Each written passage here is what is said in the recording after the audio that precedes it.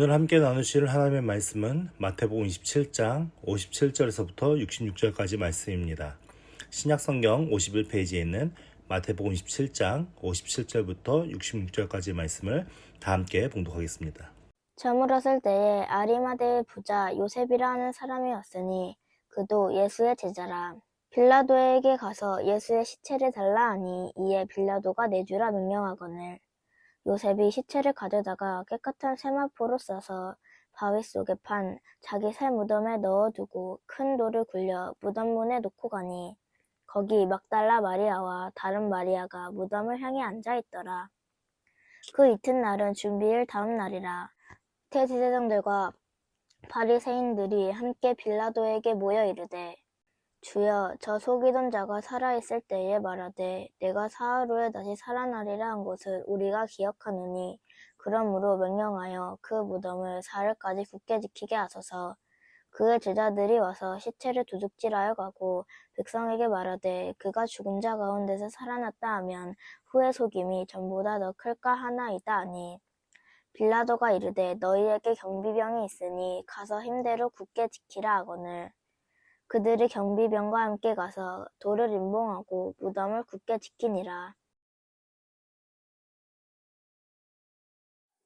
지난주에 이제 예수님께서 십자가에서 이제 운명하시는 그 내용의 장면들을 보았고, 그때 이제 6시경부터 9시경까지 하늘이 짙게 어두워졌고, 그 예수님께서 운명하시기 직전에 이제 지진이 일어나고, 그리고 성소의 휘장이 찢어진 그런 사건들의 내용을 말씀 속에 살펴봤습니다. 그러니까 실질적으로 성소의 휘장 같은 경우에는 오늘날 기계로 찢어도 쉽지 않을 정도로 그렇게 이렇게 견고하게 크고 강하게 짜여져 있는 그런 휘장이었고요.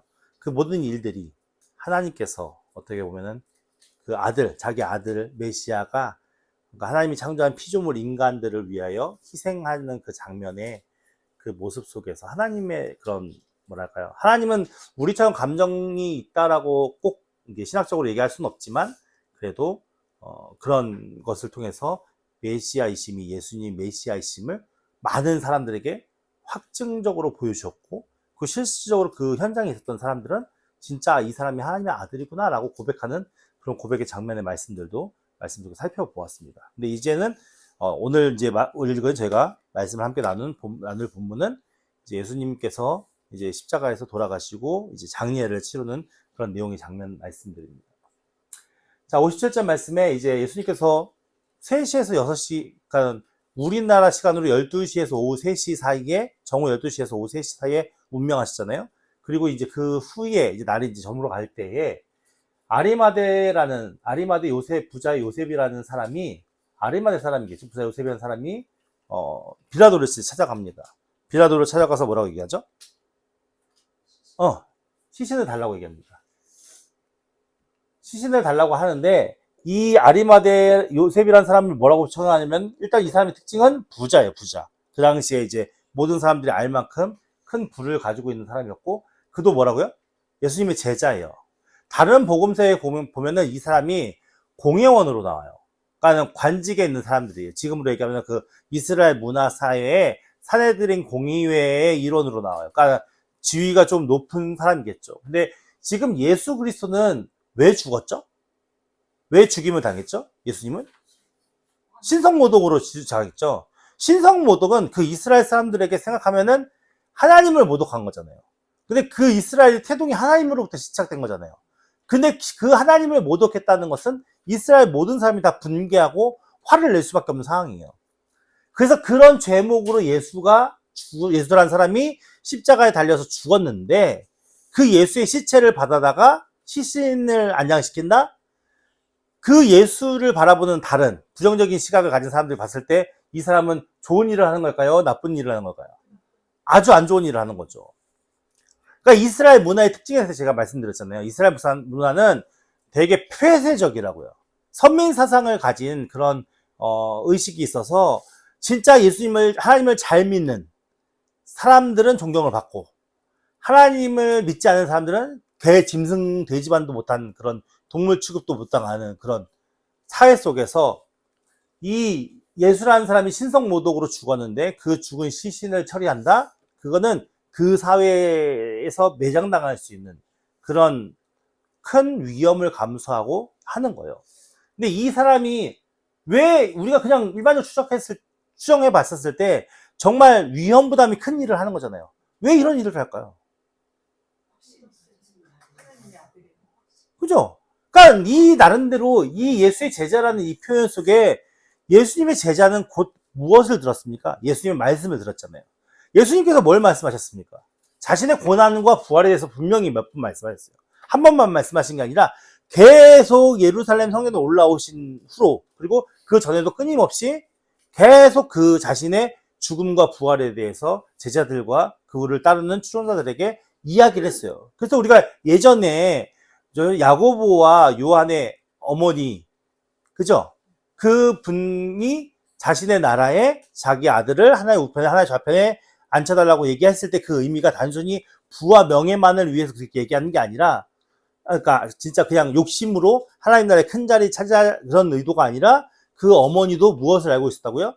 죽음과 부활에 대한 그 이야기들, 말씀을, 복음에 대한 이 말씀을 들었고, 그걸 믿었기 때문에 그 자신의 자녀들도 명예롭게 예수님의 걸어가는 그 십자가의 길을 같이 동일하게 걸어갔으면 바라는 마음으로 그 예수님께 얘기했다는 그 제가 설명해드린 그 내용을 이해하셨죠? 기억이 나시죠? 그렇기 때문에 이 예수의 제자라는 이 표현 속에는 결국 무엇을 알 수 있냐? 그게 예수님이 하나님의 아들이라는 그 믿음의 은혜 안에서 이 어떻게 보면 자기가 사회적으로 많은 이들에게 비난을 받고 그리고 핍박을 받을 수 있는 그 상황의 일들을 감당하는 믿음의 자리에 이 사람이 쓴 거예요. 구약시대에 보면 이런 말씀이 있어요. 신명기 21장 23절 말씀에 그 시체를 나무 위에 밤새도록 두지 말고 당일에 장사하여 내 하나님 여호와께서 내게 기업으로 주시는 땅을 더럽히지 말라. 나무에 달린 자는 하나님께 저주를 받았습니다. 그러니까 이 이야기는 뭐예요? 그러니까 이 당시에 십자가 있었는지 안 있었는지 모르겠지만 시신을 나무에 다는 이 관습이 있었다는 거죠. 근데 이 시신을 어떻게 하래요? 밤새도록 두지 말래요. 밤새도록 두지 말고 그것을 밤새도록 두는 것이 결국 뭐라고 얘기해요? 하나님께서 여호와께서 내게 기업으로 주신 땅을 어떻게 하는 거라고요?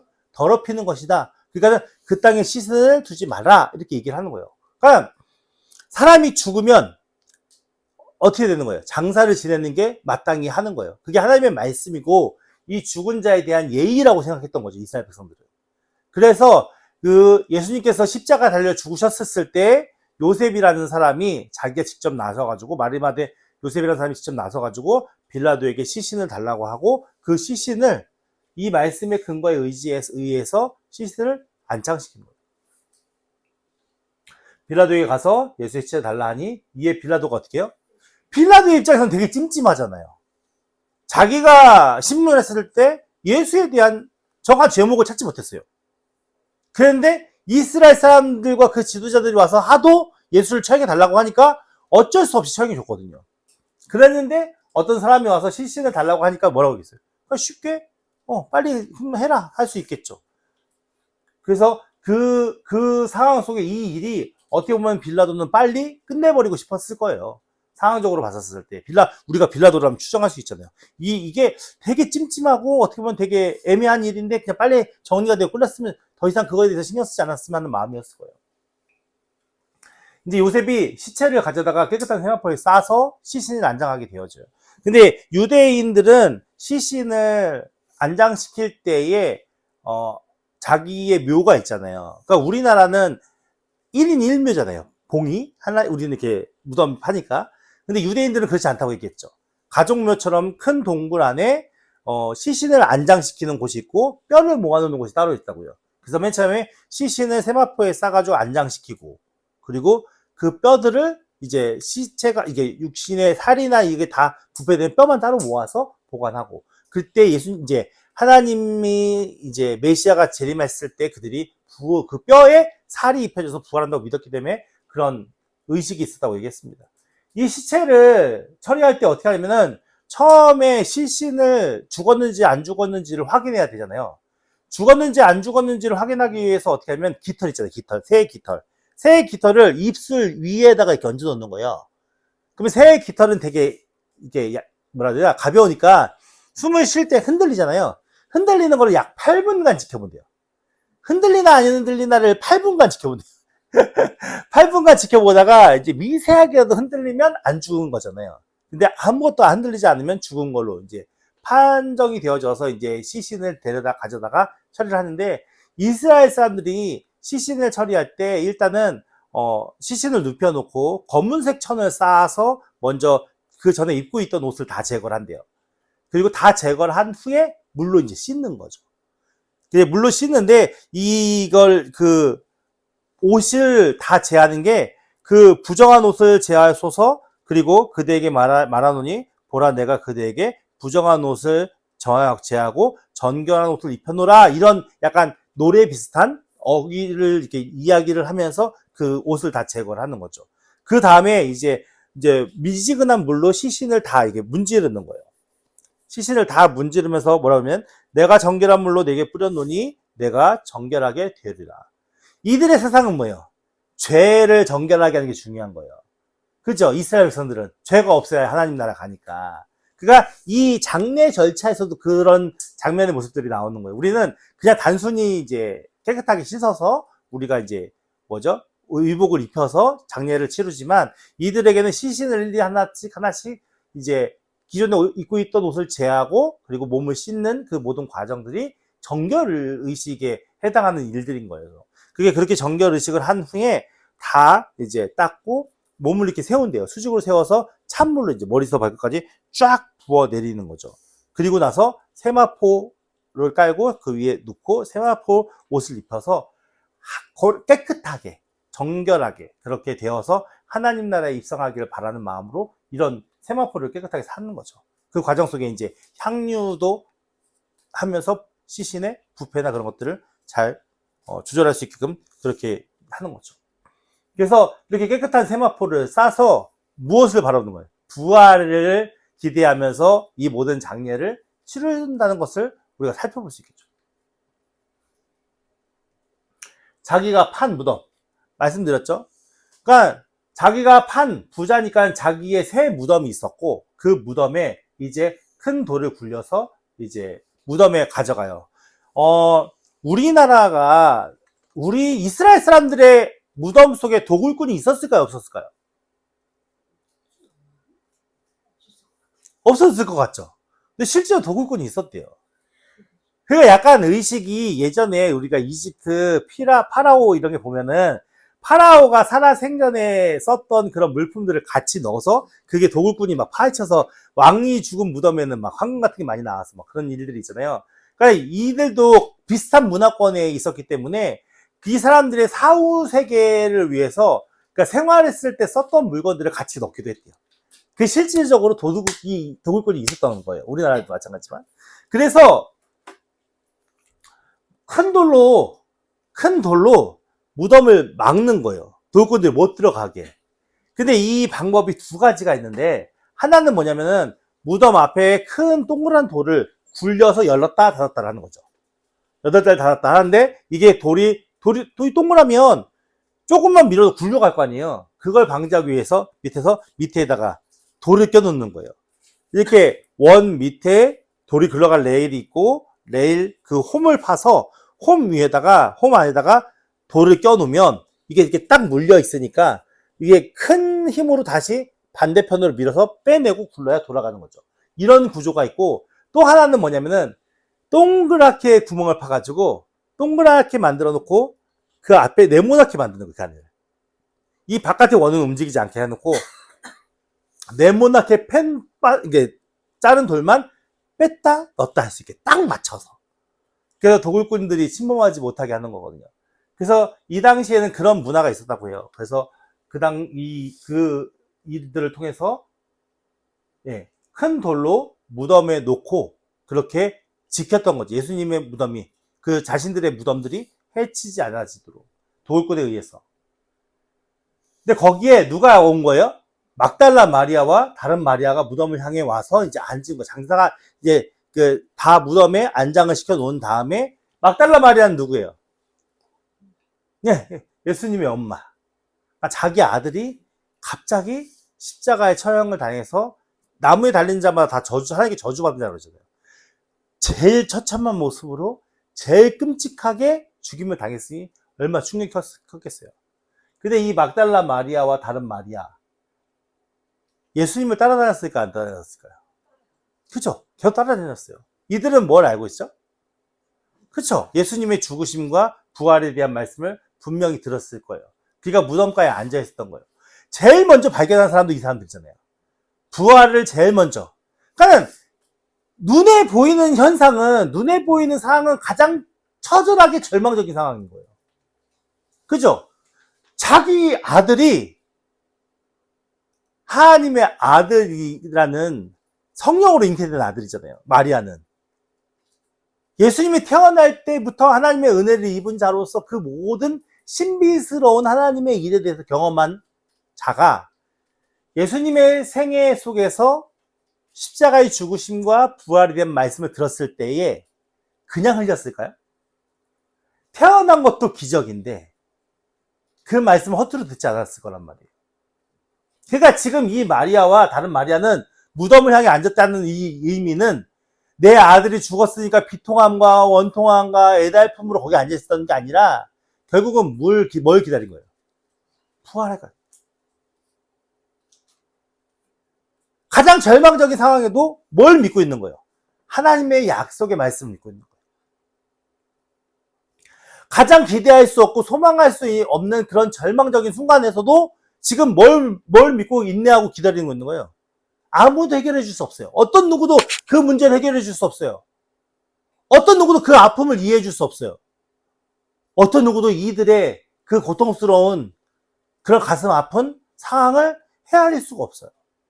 그럼에도 불구하고 이들은 그 예수님이 하셨던 그 말씀을 믿고 그 말씀에 의지해서 예수님의 무덤 앞에 앉아서 기다리고 있는 거죠. 우리의 신앙이 이와 같아야 되는 거예요.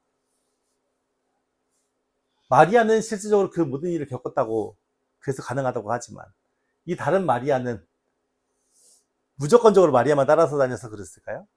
아닐 거예요. 아마 그랬다면 마리아를 어떻게든 위로하고 진정시켜서 이제 뭐 밤새고 이게 얼마나 몸이 축나겠어요. 아무것도 안 먹고. 그러면 데려가서 쉬기려고 했겠죠. 그럼에도 불구하고 그런 행동들의 표현이 없이 둘이 같이 무덤에 앉아서 그 모든 상황들을 지켜보고 있는 거예요.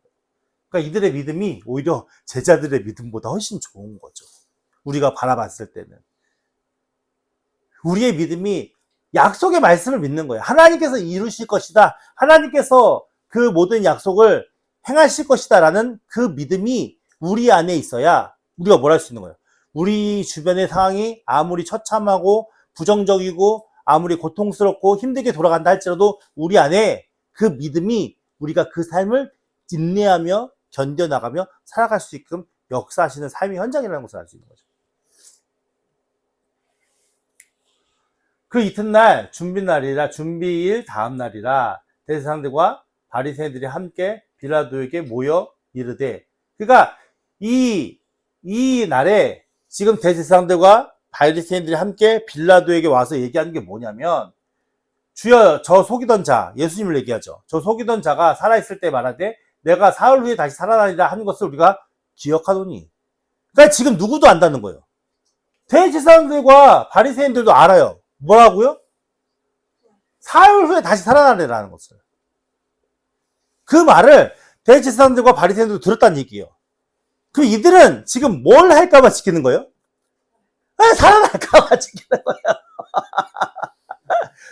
이게 좀 재밌지 않아요? 상황 자체가? 어떤 사람들은 진짜 부활을 믿고 그 부활을 기대하면서 기다리는 사람이 있는가 하면, 어떤 사람은 부활할까봐 지키라고 하는 사람이 있다는 거예요. 근데 단순히 부활할까봐가 다는 아니겠죠. 이 사람들은 이제 부활한 걸 보지도, 그 당시의 사람들은 부활했다는 것 자체를 본 적도 없고, 그 현상이 일어나는 적도 없으니까. 그러니까 예를 들어서 이 다음에 나오는데, 그러므로 명령하여 무덤을 사흘까지 굳게 지키게 하소서. 어떻게 해요? 그의 제자들이 와서 시체를 도둑질하고 가고 백성에게 말하되 그가 죽은 자 가운데 살아났다 하면 후에 속임이 전보다 더 클까 하나이다. 그러니까 이들이 기대했던 건 뭐예요? 예수님께서 부활하실 거라는 걸 믿었다는 거예요? 안 믿었다는 거예요? 안 믿었어요. 안 믿었고 뭘 우려했냐면은 예수를 추종했던 무리들이 많이 있으니까 그 무리들이 혹여나 실체를 몰래 빼돌려가지고 예수님이 부활하셨다라고 주장하면 예수님을 보지 못했던 사람들이라 할지라도 예수님에게 어떤 상처를 치유받거나 예수님의 어떤 기적과 이적을 체험했던 자들이 더 그것에 대해서 마음속으로 생각할까봐 이런 일을 방지하기 위해서 경비병을 세우자 얘기한 거죠. 그러니까 실질적으로 초대교회에는 이런 논쟁이 있었대요. 진짜 예수님이 부활하는 게 아니고 예수님의 시신을 그 추종자들이 가져가서 이제 예수님 부활하셨다라고 주장한다라고 초대교회 이런 논쟁들이 분명히 있었거든요. 우리 교회사에서 그런 내용들을 공부한 적이 있는데 이들이 생각할 수 있는 사고는 가장 이성적으로 사람들 사이에서 일어날 수 있는 일에 대한 내용들이죠. 그리고 그것에 대해서 얼마나 철두철미하게 준비합니까?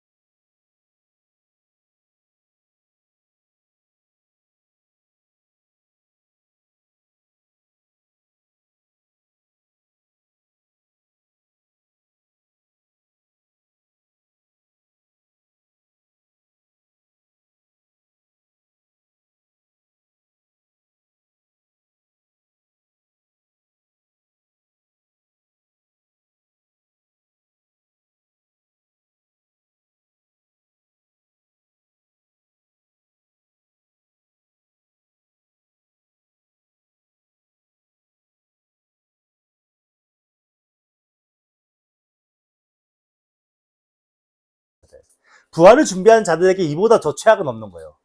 그죠? 자신의 지도자가 스승으로 믿었던 예수님이 죽었죠. 근데 그냥 죽었는 게 아니라 나무에 하나님 앞에 저주받았다는 증표가 되는 그 나무에 달려 죽었으니까 그가 하나님 앞에 저주받은 자가 하나님의 아들이 될 수 있어? 이런 생각을 가질 수 있잖아요. 그렇기 때문에 이들에게 가지고 있는 그들의 신앙적인 사고와 그들이 가지고 있는 모든 어떤 그 상황 자체가 제일 가장 처참한 그런 안 좋은 상황임에도 불구하고 그들은 무엇을 믿고서 움직이는 거예요? 부활을 믿고서 그 예수님의 말씀이 이루어질 거라는 그 확증으로 지금 움직여지고 있는 거예요.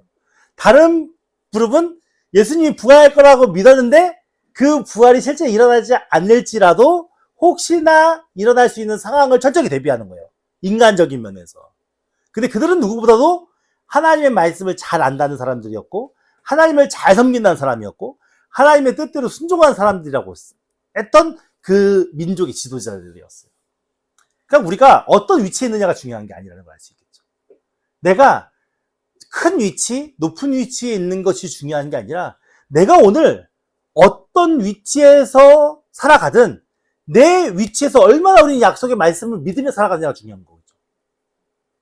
여러분 하나님의 예수님의 재림과 부활을 믿으십니까? 우리가 그것을 믿는다면 우리가 살아가는 이 세상의 삶이 어떻게 보면 처참하고 어떻게 보면 비극적이고 어떻게 보면 우리가 감당하기 힘든 어려움이 우리에게 닥쳐도 끝까지 뭘 우리는 믿는 거예요. 예수님의 재림과 그 예수님이 이 세상에 오셨을 때의 그 부활의 모든 것들을 우리가 하나님 나라를 소망하면서 그렇게 끝까지 참고 견디고 인내하면서 그 고통의 시간을 보낼 수밖에 없는 거예요. 예수님의 제자들도 마찬가지잖아요. 갑자기 자기 스승이 십자가에 달려 죽었어요. 그럼 그들은 모든 거를 상실했을 거란 말이죠.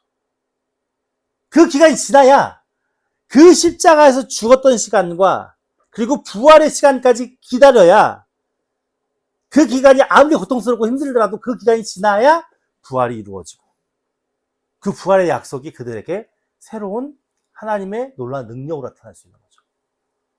오늘 우리의 기간이 2000년이냐 3000년이냐 이게 중요한 게 아닌 거예요. 내가 부활을 믿는다면 끝까지 인내하며 기다리는 마음이 되겠죠. 바리새인들은 아무리 그들의 민족의 지도자들은 아무리 열심을 다하고 특심을 다하고 경비병을 세워놓고 그 무덤을 굳게 지켰어도 경비병이 지키고 있는데 예수님의 제자들이 어떻게 시신을 훔쳐가요? 말이 됩니까? 그 당시에 로마 병사들은 가장 강력한 군인이었는데 우리가 지금 예를 들어서 국가에서 대포나 탱크 갖다 놓고 군인들이 어디 무덤을 딱 짓고 있는데 일반인들이 가서 그걸 꺼내올 수 있어요? 진짜 훈련받은 사람들이 아닌데? 불가능한 거잖아요. 그렇게 그들은 철미하게 그들의 모든 것을 지켜내기 위해서 열심히 굳게 무덤을 지켰지만 결국 어떤 일이 일어났습니까? 하나님께 다시 하는 거예요. 대비하는 게 중요한 게 아니라 믿음으로 사는 게 중요한 거라고요. 우리에게 무슨 일이 일어날까, 무슨 일이 일어나지 않을까 대비하는 삶이 아니라 오늘 우리의 삶 속에 믿음을 가지고 내가 오늘 해야 할 일들을 행해가면서 사는 게 진짜 믿음을 가진 자의 삶이라는 것을 말씀을 통해서 알 수 있는 거죠. 여러분 굳게 지키려고 하지 마세요. 아무리 지켜봤자 하나님이 아니야 하면 내려놔야 되는 거예요. 그래서 우리가 굳게 지키는 믿음이 아니라 순종하는 믿음이 돼요. 말씀에 순종하는 믿음. 하나님의 말씀에 내가 기꺼이 내 삶을 드려는 믿음. 그래서 우리의 마음속에 뭐가 있어요? 그렇게 순종하려면 우리의 마음속에 천국이 보여지고 믿어지고 기대하고 기다리는 믿음이 있어야겠죠. 그러한 믿음으로 끝까지 승리하는 저 여러분들에게 예수님으로 축원드립니다.